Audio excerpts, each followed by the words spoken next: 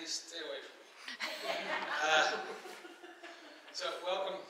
This is something that we wanted to try to do for, well, we talked about it off and on for a couple of years at the Jacksonville Tea Party, talking about freedom, our fight for freedom, self-defense, the Second Amendment issues, and we always, in every other coffee hour, get into a discussion of this.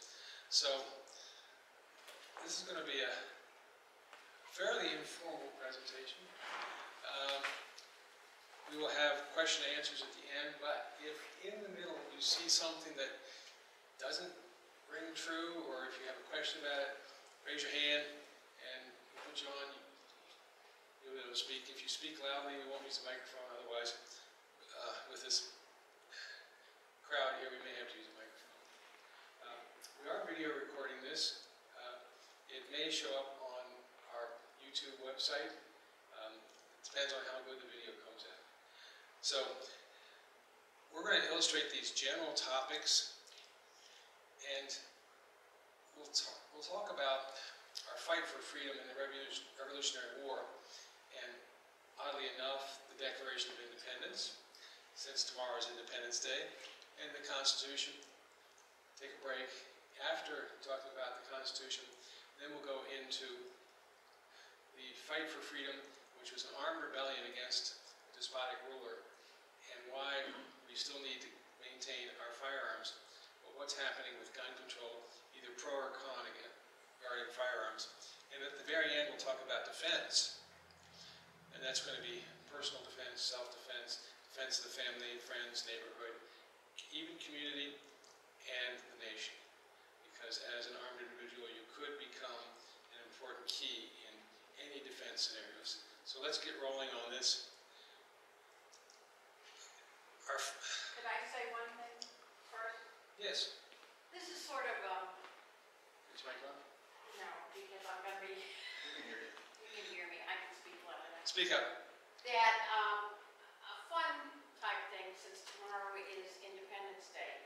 Have a little fun with our history and be able to discuss things like Betsy Ross or the Revolution, Paul Revere, and that, since a lot of people don't want to acknowledge it anymore. So we're here to have a good time. If you can think of anything that you want to add, go ahead, do that. Please do that.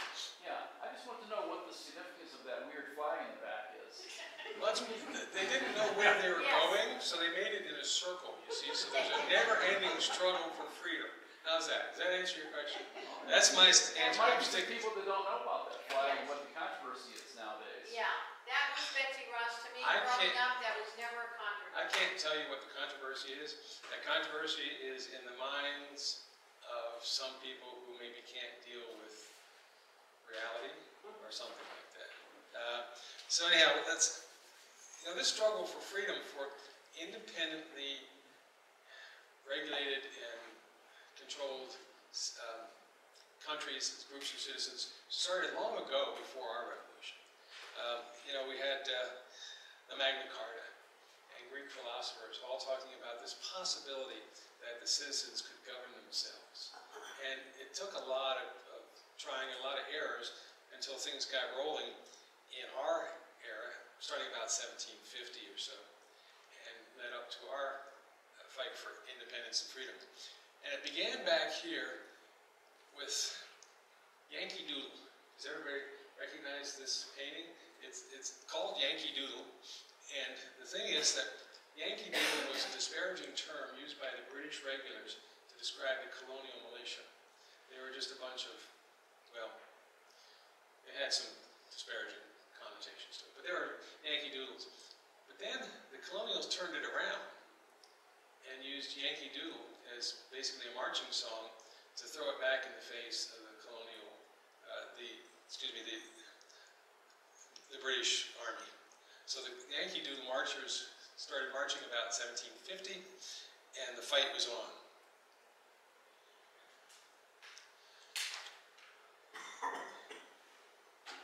And what was it, 1768 in Boston? British soldiers were out to enforce the regulations that they were enacting, and a bunch of patriots decided to harass some of the British soldiers, British soldiers then fired on the Patriots and killed a few. This upset the colonials, and they were all ready to lynch a bunch of British officers until the governor said, look, we will have an inquiry, and whatever comes of that inquiry, we'll punish these people as we see fit. Some of them were arrested and charged with murder, and some with lesser crimes. No one was willing to defend these, except, who was it, Kathy? John Adams. Yeah, John Adams stepped forward and said, look, I'll defend these soldiers. He was not popular for doing that, but he believed in the rule of law, and he did defend them, and actually defended them quite successfully. So it was an example of an act against the colonies, and the response, the measured response by the colonies to that transgression. So I was going to say, how many were killed at that? 5 were killed? 5 were killed. And 7 injured. And 7 injured, yeah. And obviously, none of the British regulars were killed because they were the ones doing the shooting, and these were the targets. Other things happened. The next thing to come along was the Stamp Act. Now, it has a fairly mild impact on the colonies, except it was a demand by the Crown that they use stamped materials for any publication. So they had to purchase the stamps, they had to purchase the materials from the Crown, they had to pay them this fee as a tax. And the reason they put that tax on was to try to raise funds to pay for the British expenses for the French and Indian War. The French and Indian War was the North American scene of the 7 Years' War that was raging in Europe. And it was mostly Britain against France. They seemed to be perennial adversaries. So they put the Stamp Act on. It was objected to. Word got back to Britain. And that thing only lasted 1 year, which is quite unusual that it would be objected to and repealed that fast, because what was the mode of communication back then? Sending a letter across the ocean in about 6 weeks worth of sailing time. So anyhow, this 1 year event still resonated with people, and they decided to say, taxation without representation is tyranny. No taxation without representation, you've all heard that. So that became the battle cry after that event.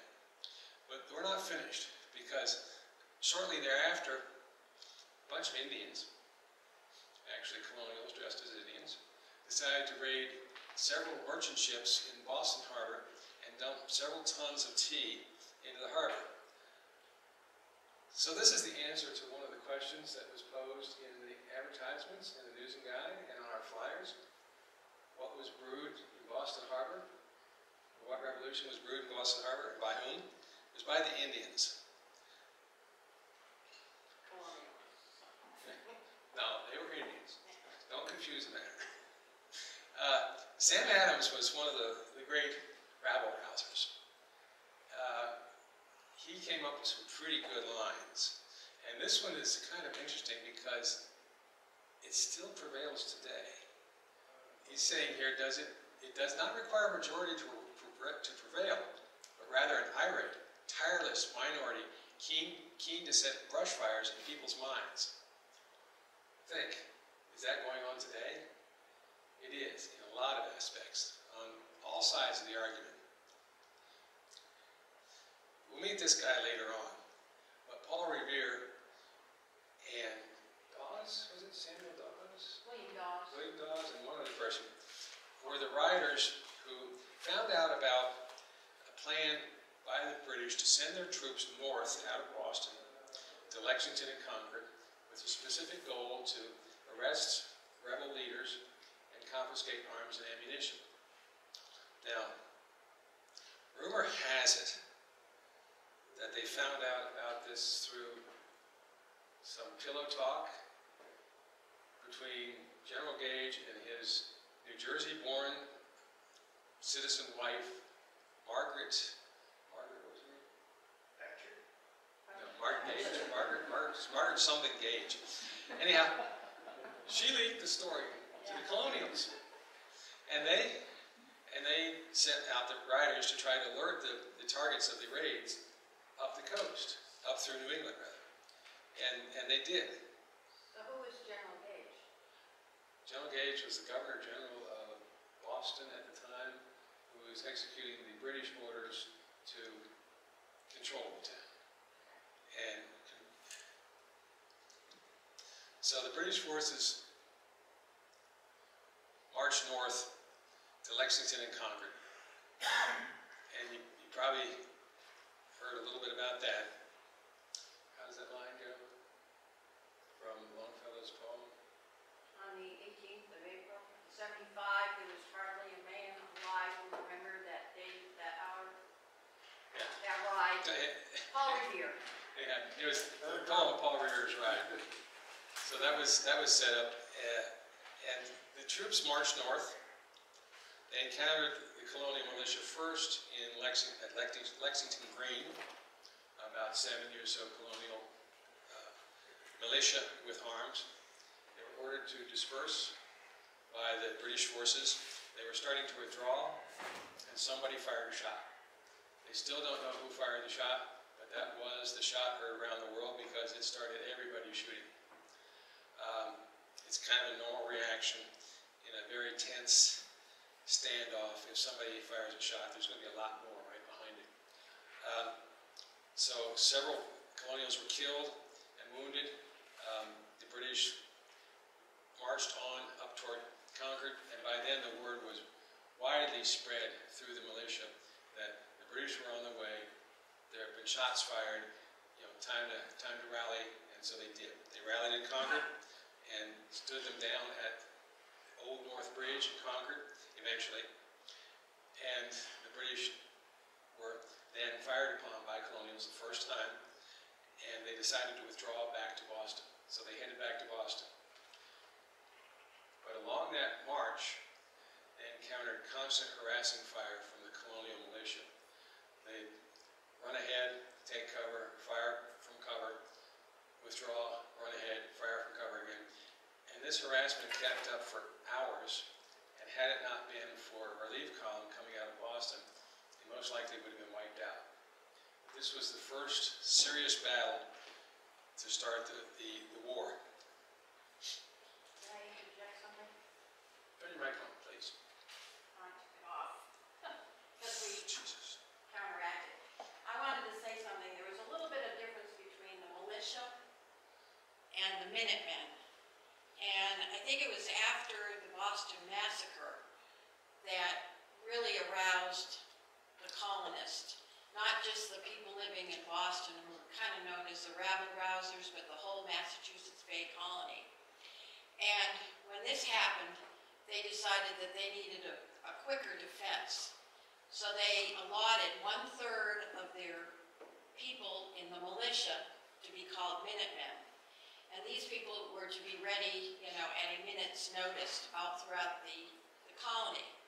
And with that, we have some of our best shooters, you can say, and infantrymen or riflemen. And it was a little bit different. The militia practiced once a month. The Minutemen practiced 3 times a week. So they were much better at shooting than even their militia. And the British, with this, I can say, is they didn't even aim. They didn't know what it meant to aim. So the colonists were way ahead of the game as the riflemen. And Hunters and hunters, they were hunters, they had to gather their food, so they were very good at this. So I was going to say, being an instructor here with the Boy Scouts, they know how to aim. We're teaching them how to aim. So this is something that came through that period and through the Minutemen as opposed to the militia. And the British, forget it, they didn't even aim. What is a line you may have heard in a movie, probably 15 or 20 years ago? Aim small, miss small. And that was the advice. And, well, I won't go into tactics, but that's the idea. Hit your target, and then you don't have to worry about your target. So that conflict was over in a hurry, 36 hours worth. But it really ignited things, and this was the stepping off point where they decided to declare independence. The notion for declaring independence had started months earlier. There were a lot of people who wanted independence. There are some who didn't, and there are some who really didn't care. There are some who wanted to stay loyal to the crown, and there's some who wanted to break away totally. And so the Declaration of Independence was drafted and written, and then agreed upon at a Continental Congress, I guess it was.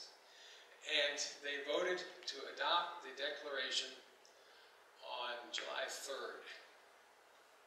It was presented to the public on July 4th.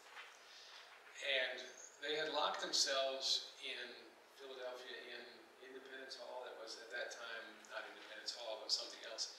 But they locked themselves in this building and drafted this declaration. And when they signed it later, it was not signed then, it was signed in August. John Hancock put his John Hancock on the declaration, and that term has become synonymous with the signature. It's kind of slang for put your John Hancock on this. And he was reported to have said, "There, His Majesty can now read my name without his glasses, and he can double the reward on my head." So they declared independence. We celebrated independence. It really turned into a riot. But our friend here said, Dr. Franklin said, they knew well what they were about, because when they signed it, he said, "We must all hang together, or assuredly we will hang separately." And when they signed the declaration, what does it say on the bottom of the declaration? Franklin was an inventor of some sorts, wasn't he? Oh yeah, he was very well known for his inventions, and a writer too. Poor Richard's Almanac,